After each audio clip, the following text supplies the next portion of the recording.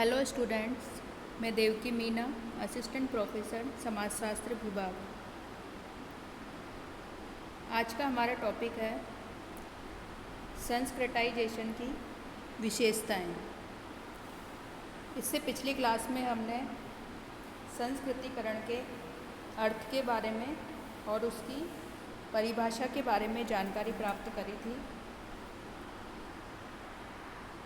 आज हम देखेंगे संस्कृतिकरण की कौन कौन सी विशेषताएं होती है।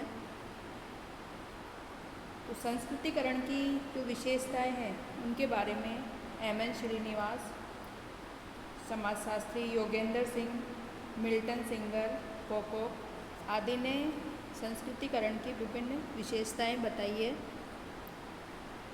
तो सबसे पहली जो विशेषता है संस्कृतिकरण की वो है सामाजिक एवं सांस्कृतिक परिवर्तन का सिद्धांत। यानी एम.एन. श्रीनिवास का जो संस्कृतिकरण की जो अवधारणा है वो भारतीय समाज में सामाजिक और सांस्कृतिक परिवर्तन के सिद्धांत के रूप में माना गया है और यह समाज और संस्कृति में होने वाले परिवर्तन का उल्लेख करता है। यानी कि भारतीय समाज में सांस्कृतिक परिवर्तन और सामाजिक परिवर्तनों के बारे में संस्कृतिकरण की जो अवधारणा है उसके द्वारा समझाया गया है एम.एन. श्रीनिवास के द्वारा। अगली जो विशेषता है वो है संस्कृतिकरण की इकाई समूह है।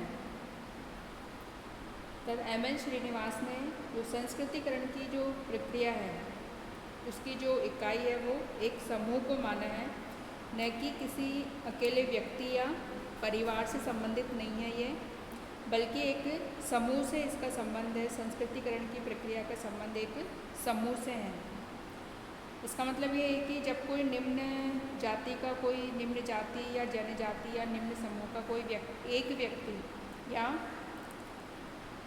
एक परिवार ऊंची परिस्थिति प्राप्त करने का प्रयास करता है तो वो ऊंची परिस्थिति प्राप्त नहीं कर सकता। अगर कोई ऐसा करने का प्रयास करता है, कोई व्यक्ति या कोई परिवार उच्च जाति का अनुकरण करके, तो वह समाज से अलग थलग पड़ जाता है और उसे विभिन्न सामाजिक समस्याओं का सामना करना पड़ता है। इसलिए संस्कृतिकरण की जो इकाई है वो एक कोई जाति, कोई जनजाति या कोई अन्य समूह हो सकता है, न कि कोई एक व्यक्ति या कोई एक परिवार इसकी इकाई नहीं है। अगली विशेषता है पदमूलक परिवर्तन, पोजिशनल चेंज। यानी संस्कृतिकरण की प्रक्रिया के द्वारा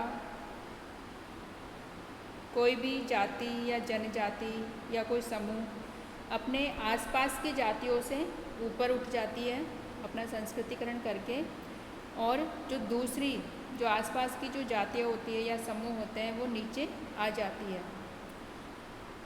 और यह जो पदमूलक परिवर्तन है एक सोपान तक ही सीमित रहता है, एक स्तर तक ही सीमित रहता है और इससे संपूर्ण संरचना में कोई परिवर्तन नहीं आता, बल्कि जो संपूर्ण व्यवस्था होती है, सामाजिक व्यवस्था, वो यथावत बनी रहती है, पहले जैसी बनी रहती है, उसमें किसी प्रकार का कोई परिवर्तन नहीं आता है। और विभिन्न जो सोपान है, विभिन्न स्तर है, समाज के खंड है, उसमें जो जातियाँ संस्कृतिकरण के द्वारा ऊपर नीचे आती जाती रहती है, लेकिन जो संपूर्ण समाज का जो ढांचा है वो वैसे के वैसे बना रहता है और उसमें किसी भी प्रकार का परिवर्तन संस्कृतिकरण की प्रक्रिया के द्वारा नहीं होता। नेक्स्ट है द्विमार्गी प्रक्रिया, two way process.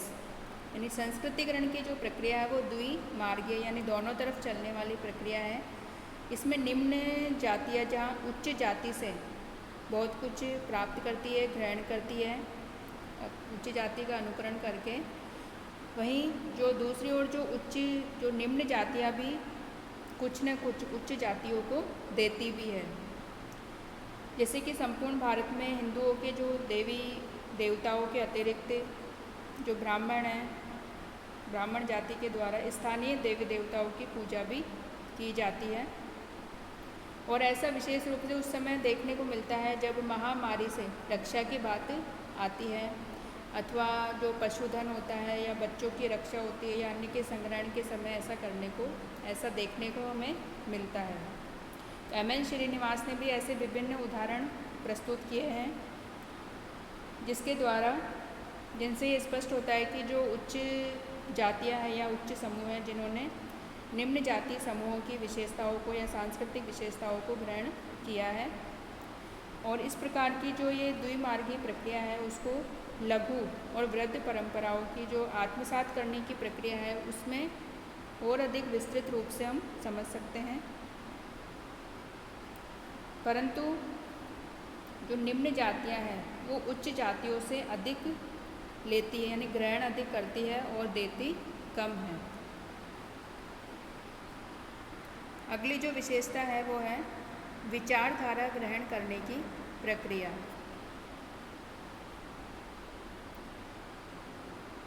Yogendra Singh के अनुसार जो संस्कृतिकरण की प्रक्रिया है उसमें वो विचारधारा ग्रहण करने की प्रक्रिया है, और इस प्रक्रिया में जो निम्न जातियाँ होती है वो उच्च जाति की या उच्च समूह की विचारधारा को ग्रहण करती है, उसका अनुकरण करती है। निम्न जाति उच्च जाति के जो धर्म से संबंधित जो विचारधारा है, पाप पुण्य, मोक्ष, पुनर्जन्म आदि की विचारधारा का अनुकरण करती है, और जो जातीय समूह अपना संस्कृतिकरण करता है वह किसी उच्च जाति की प्रथाओं और जीवन पद्धति के अतिरिक्त जो जीवन दर्शन है, संस्कृति साहित्य में उपलब्ध जो नवीन विचारधारा है, मूल्य है, आदर्श है, उनका अनुकरण निम्न जाति के द्वारा किया जाता है। अगली विशेषता है अग्रिम समाजीकरण, एंटीसिपेटरी सोशलाइजेशन। तो योगेंद्र सिंह ने संस्कृतिकरण की जो विशेषता बताई है वो है अग्रिम समाजीकरण विशेषता बताई है इसकी।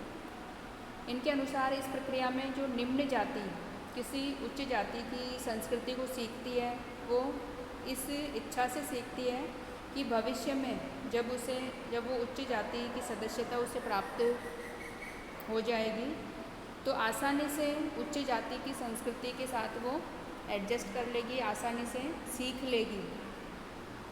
यानी पहले से ही जो निम्न जाति है उच्च जाति की संस्कृति को सीखती है। इसे अग्रिम समाजीकरण की प्रक्रिया में समझा जा सकता है।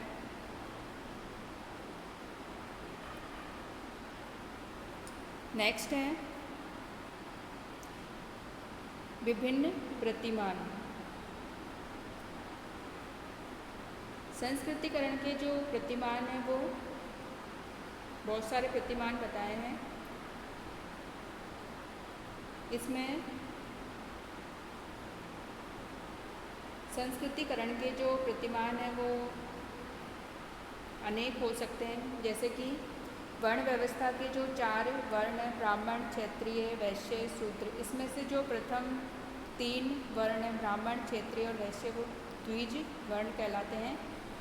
और प्रत्येक वर्ण की जो संस्कृति क्षेत्र है और समय के अनुसार भिन्न भिन्न हो सकती है। और निम्न जाति विभिन्न जो उच्च वर्ण हैं उनको और उच्च जातियों और जो प्रभु जातियों के भिन्न भिन्न सांस्कृतिक विशेषताओं और आदर्शों को ग्रहण कर सकती है। और साथ ही जो निम्न जाति उस जाति या समूह के लक्षणों को या आदर्शों को अधिक ग्रहण करती है जो कि उसके समीप होते हैं, यानी कि उसके आसपास की जो उच्च जाति या उच्च समूह होते हैं उसी का अनुकरण निम्न समूह या निम्न जाति के द्वारा किया जाता है। और संस्कृतिकरण के जो विभिन्न प्रतिमान या अनेक आदर्श समूह हो सकते हैं, जैसे कि ब्राह्मण, क्षेत्रीय, वैश्य, स्थानीय, प्रभु जाति या कोई प्रभु समूह।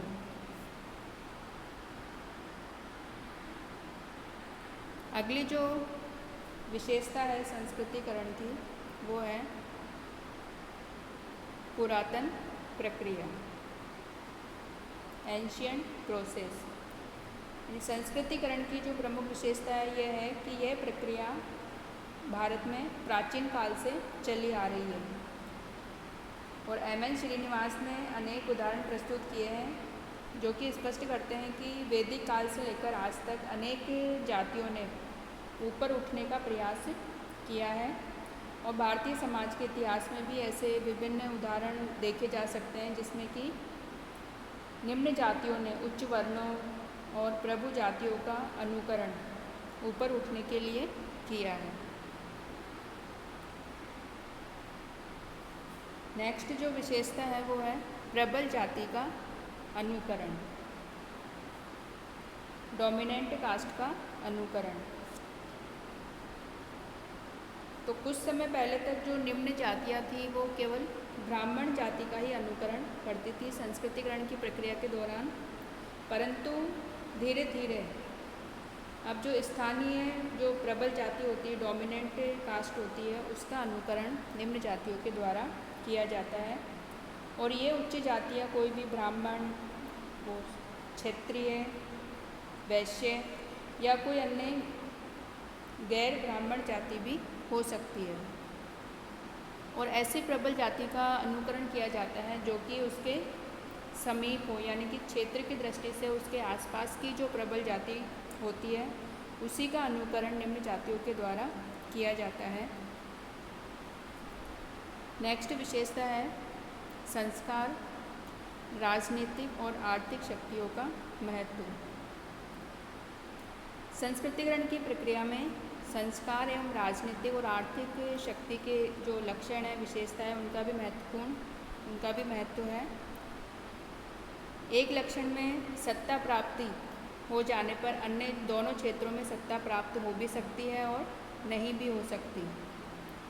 इस एम.एन. श्रीनिवास की मान्यता है कि इन तीनों ही लक्षणों में यानी संस्कार, राजनीतिक और आर्थिक शक्तियों में भिन्न भिन्न असंगतियाँ भी हो सकती है, यानी विरोधाभास भी हो सकता है, जिससे आर्थिक उन्नति के साथ संस्कृतिकरण हो जाए ये आवश्यक नहीं है। ऐसा भी देखा गया है कि किसी समूह ने राजनीतिक सत्ता प्राप्त करने के कारण आर्थिक उन्नति तो कर ली है और साथ ही उस समूह का संस्कृतिकरण भी हो गया है। परंतु एम.एन. श्रीनिवास ने मैसूर के गांव में ऐसा भी पाया है कि वहाँ के एक गांव जो रामपुरा की अस्पृश्य जाति का अत्यधिक संस्कृतिकरण हो गया है, लेकिन उसकी जो आर्थिक स्थिति है वो पहले जैसे ही थी, यानी आर्थिक उन्नति वो नहीं कर पाई है। और संस्कृतिकरण में संस्कार, राजनीतिक और आर्थिक शक्ति, शिक्षा, नेतृत्व आदि महत्वपूर्ण तत्व हैं जो कि संस्कृतिकरण की प्रक्रिया में अपना प्रभाव डालते हैं।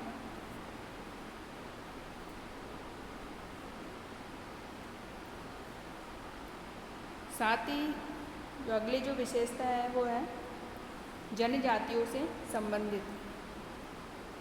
संस्कृतिकरण की प्रक्रिया जनजातियों तथा अर्ध जनजातीय समूहों में भी देखी जा सकती है। और एम.एन. श्रीनिवास ने बताया है कि संस्कृतिकरण की प्रक्रिया हिंदू जातियों तक ही सीमित नहीं है, बल्कि ये जनजातीय और अर्ध जनजातीय समूहों में भी पाई जाती है।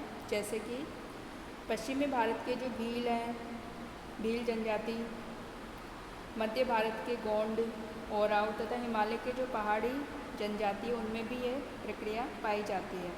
यानी कि जब कोई जनजाति अपना संस्कृतिकरण करती है तो वह एक जाति होने का दावा प्रस्तुत करती है और हिंदू बन जाती है। और परंपरागत व्यवस्था में हिंदू बनने का जो तरीका है वो किसी जाति से संबंधित होना था और गतिशीलता की जो इकाई है वो सामान्यतः एक समूह होती थी, न कि कोई व्यक्ति या परिवार। तो इस प्रकार जो संस्कृतिकरण की जो प्रक्रिया है वो जनजातियों से भी संबंधित है। इस प्रकार संस्कृतिकरण की ये प्रमुख विशेषताएं हैं।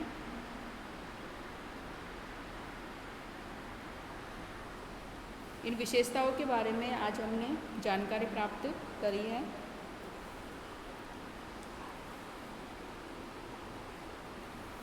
और जिसके माध्यम से संस्कृतिकरण की जो अवधारणा है और उसे और अधिक विस्तृत रूप से जानने में हमें मदद मिलती है।